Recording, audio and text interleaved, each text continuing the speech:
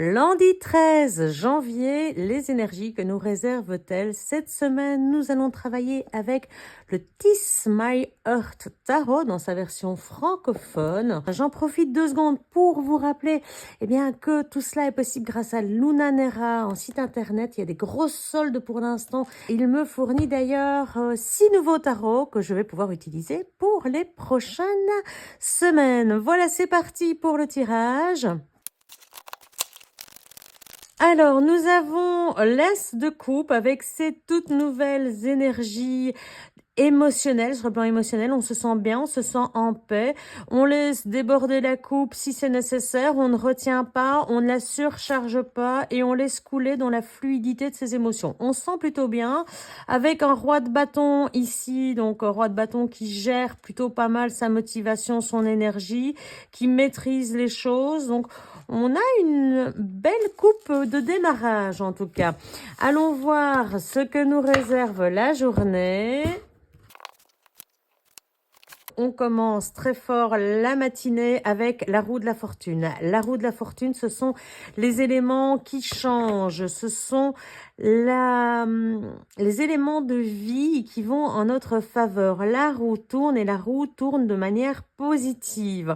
On le voit, cette roue, elle nous indique que les événements sont en train de changer, de prendre tournure tout à fait positive. On dit que c'est positif, sauf si elle est à l'envers ou si elle est sur une position défavorable. Mais en tout cas, ce matin, on a vraiment une semaine qui démarre sur les chapeaux de roue avec des événements en notre faveur.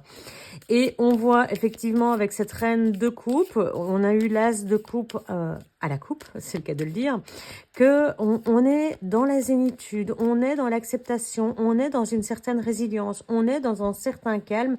Et avec un 9 de pentacle, en soirée, on est dans le côté, on profite de la journée, on profite de ce qu'on a, on se sent serein, on a déjà pas mal de choses en place. Je pense qu'on en prend en compte. Peut-être que la roue de la fortune, on va voir ce que nous dit, ce que nous disent les cartes complémentaires.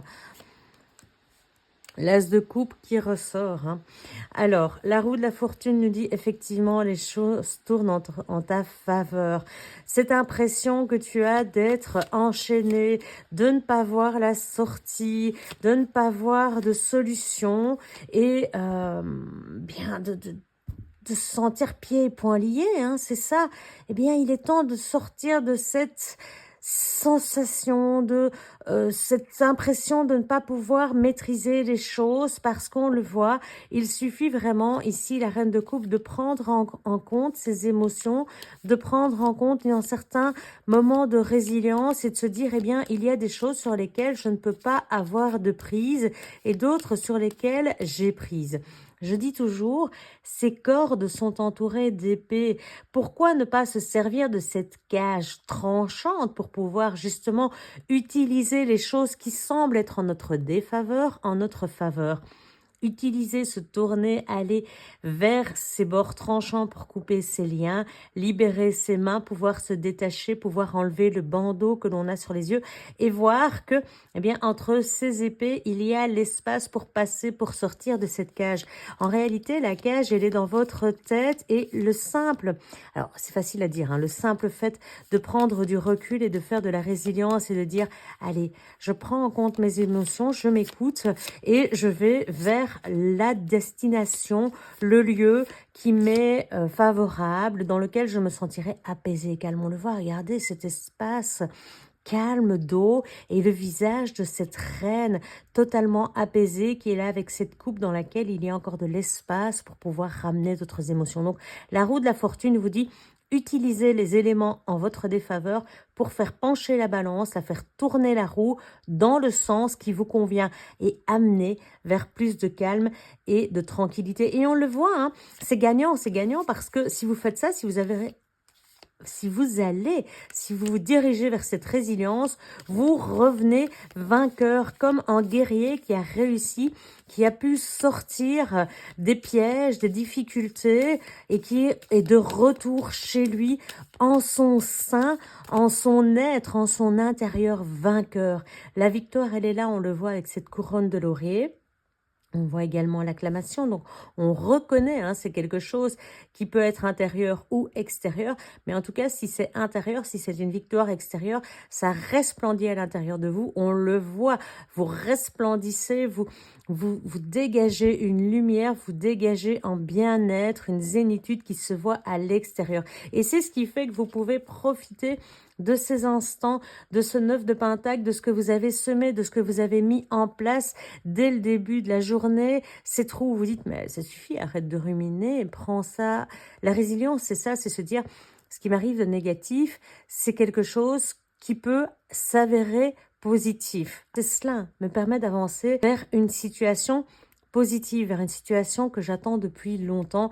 Et donc, je vais enfin pouvoir profiter de ce que j'ai déjà mis en place et de ce que je vais continuer à mettre en place parce que le 9, on n'est pas encore arrivé, on continue. Et c'est vrai que ça apaise de savoir, d'avoir compris que les éléments négatifs nous permettent peut-être de nous bousculer vers quelque chose de positif. Et c'est vrai que cette sérénité arrive, cette paix intérieure et se dire, bah oui, je retourne vers de la fluidité, je retourne vers quelque chose de plus sain, de plus abondant et mes émotions, elles vont, elles viennent, mais je peux les maîtriser avec cette reine de coupe et je peux faire en sorte d'en être, eh bien, maître ou maîtresse selon et faire en sorte qu'elle ne déborde plus et qu'elle ne soit plus dans le trop-plein. Alors, coupe de fin, 3 d'épée, le cœur qui saigne, 4 d'épée. Alors ça, c'est magique. 3 d'épée, c'est le cœur qui saigne, c'est celui qui a été mis à mal. On le voit, hein, ce pauvre animal. Et le 4 d'épée, c'est la réparation par... alors ici, on dit, faut vous reposer, faut reprendre des forces.